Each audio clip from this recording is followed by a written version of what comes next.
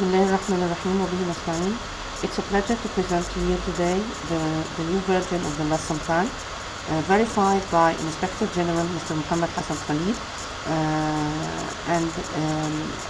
As he mentioned, that it is to be used for all the general and the technical schools and for all stages in all different types of schools, either governmental, private, experimental, or whatever.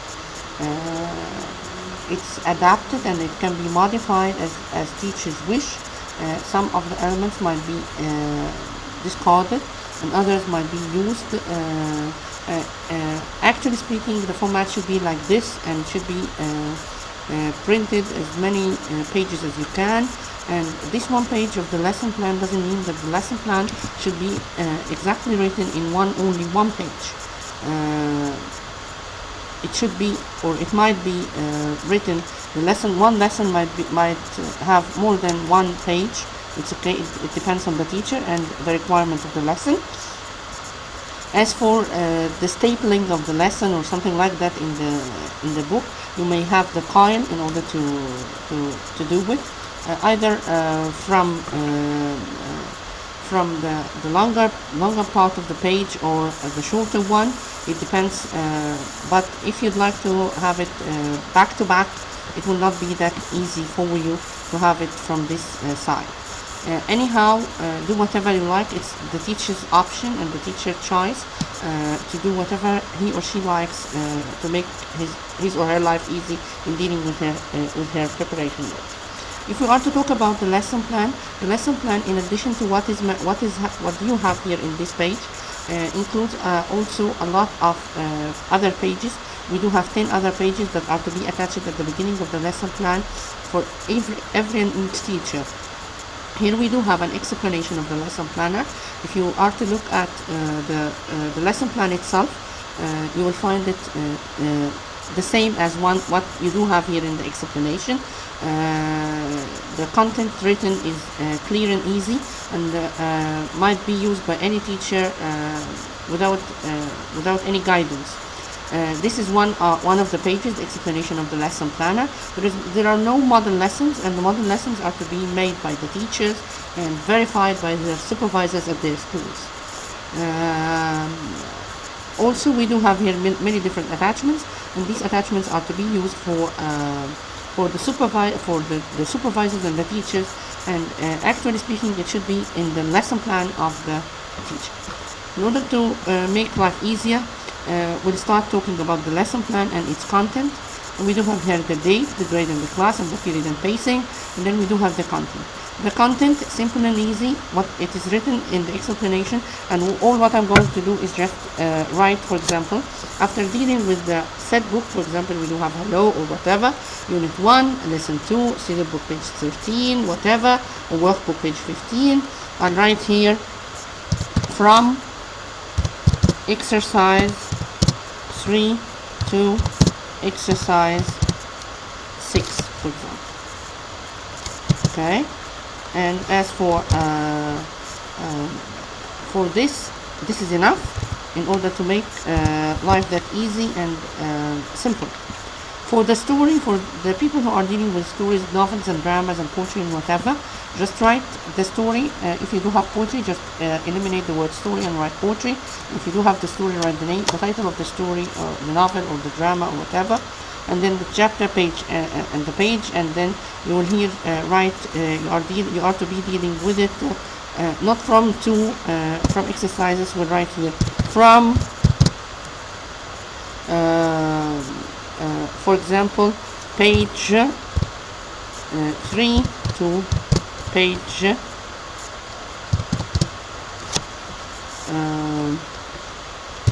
from page 3 to page 7, and this is enough. This is the content. Regarding the cross-curricular connection, if you do have a lesson that is related to any other subject, just simple and easy, make a tick here, and this would be nice. Social studies, if you do have anything related to social studies, if you do have something related to social studies and science, there is no harm to have two ticks. It's okay. If you have nothing, just don't do this and just add it here in the word in others, and this would be nice and okay. Type. For the life skills, we do have here something related to the culture and the morals. The culture of our society. Any character, like for example Dr. Ahmed Zuwail, or Huda Sha'arawi, or Naguib Mahfouz, and the achievements. If the lesson is to be dealing with something like that, just add a tick here. If you are to add a tick here, it will be okay. If you don't, and that's enough. If you'd like to add more and write, for example, Ahmed Zuwail or whatever, do whatever you like here. As for the morals here, we do have something related to the morals of our society, or the morals in general that are needed to be enhanced in the students, and to build up their characters and something like that. Okay? For example, honesty, self-reliance, and something like that. Regarding the multiple intelligences, if we are to deal with the multiple intelligences, Howard Gardner mentioned in the 80s that each and every one of us is intelligent actually by nature, and this intelligence is not only related to one type or one field. It has many different fields, and these are the different fields. And if I'm to talk about something like that, I'll deal with this shape. Here we do have some people who are having bodily kinesthetic intelligence, and these people tend to move a lot, and they learn better by movement. Others are interpersonal. Those are people smart, or can be dealing with each other in a better way, and learn better when working in group. And sometimes we do find some students tell us, teacher, may I work in groups? I don't like to work alone. This is the total opposite of this one, who is self-smart, and you find him or her dealing with himself or herself better than others. So if you are to ask her to work in groups, they might simple and easy tell you, I'd like to work alone. We have also another type of intelligence, which is nature smart, those who learn better when they are in nature. And if you'd like to read more about these types of intelligence, you might Google it, or just have any kind of reference, any book or something like that. We do have the word smart, or the linguistic smart. Those are the poets and the writers, and those who are actually dealing like the language. We have also the logic smart, or the mathematical one.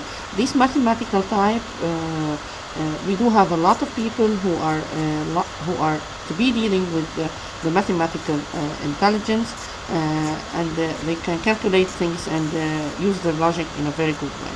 Also, we do have the visual spatial, or the picture smart. Those people who can identify places very well, and identify the things they are to work with in a better way. Anyhow, each and every one is having different types of these. All these types are in each and every one of us. For example, if you are to look at this circle, and you don't have it in the paper, by the way, this person, the highest degree of his intelligence is the naturalistic, and then we do have for example, the visual, and then we have the linguistic, and his minimal one is the logical, mathematical intelligence.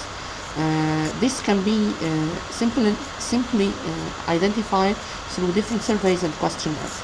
Here we do have the lesson plan, the attachment 1, the multiple intelligences, and here are definitions for each and every type of the types of intelligences. You might read it on your own, at your own pace. Also, we have added here the different types of intelligences and their strengths and their preferences and the best way of learning and their needs. So if you do find a student who is, for example, in need of working with groups, so you will go directly to interpersonal, and you will find the needs, friends, groups, games, social gathering, community events, and clubs, mentors, and many different things others. They do prefer actually to talk to people and have friends and join groups and something like that. For teachers to work better with this type of intelligence, they have to know the type of intelligence first. And if you do have a type of intelligence that is prevailing in your characteristics, just it's okay. This is your own style and this is your own intelligence. It doesn't mean that the teacher should have his own style prevailing over the students. Teachers should have their own intelligences known first, and then they will be able to know students' types of intelligences. It's a very nice topic to be dealing with, and it's a very nice thing for the teacher to know. All what is needed actually here in the lesson, in the actual lesson plan, is that if I'm to deal with a kind of linguistic, or if it is a grammatical lesson or something like that, I'll just make a tick. If it is something related to music or musical or something like that, just add another tick. You might add many different ticks here as you wish, and you might not add any and say it's not related and it is not.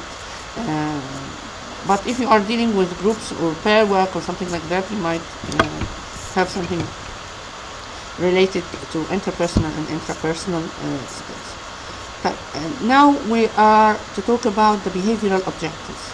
The behavioral objectives, as mentioned here in the explanation, it should be that measurable, and verbs should be smart. Smart is an abbreviation of specific, measurable, achievable, rewarding, and time-bound. They should be timed. For the objectives to be that effective, there are different ways of writing it, but the simplest way is mentioned here in the second attachment. As you see here, the behavioral objectives, and these are the different types of how to write a good behavioral objectives.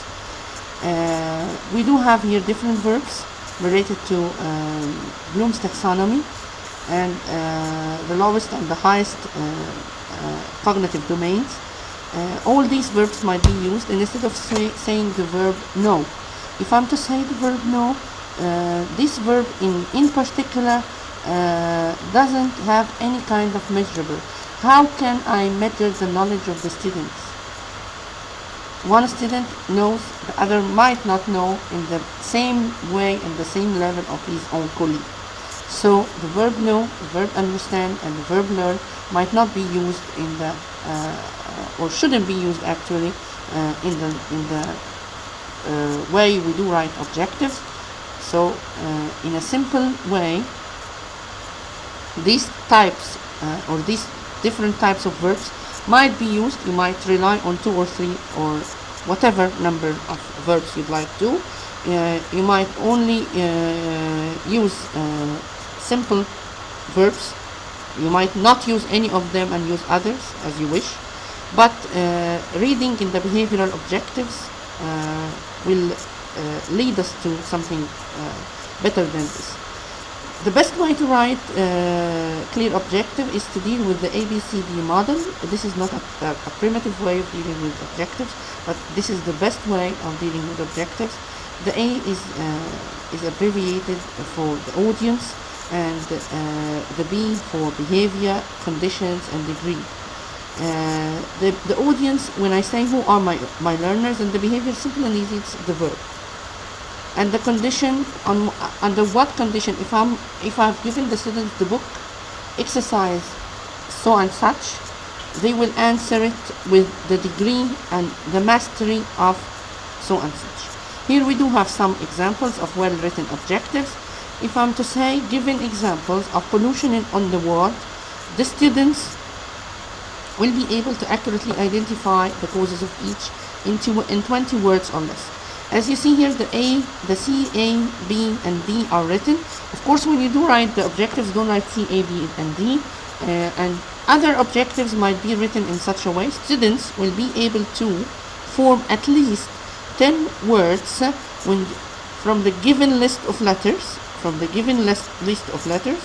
with 100% mastery in the allotted time when given the worksheet. So this is the best way of writing the objective, but this would be easier. And all what you need to do is to start with the verb in the part of the objective as mentioned here. Students will be able to just write the verb needed, and this is it.